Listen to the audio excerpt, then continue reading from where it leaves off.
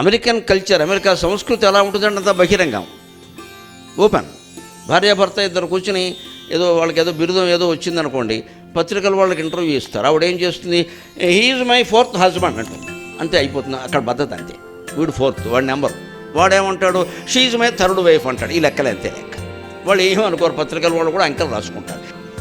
ఈ దరిద్రం ఇప్పుడు ఇండియాకి ప్రవేశించింది. హైదరాబాద్ అనే నగరం ద్వారా ఇండియాలో ప్రవేశించింది. లివింగ్ రిలేషన్షిప్ ఎక్కడి నుంచి వచ్చింది?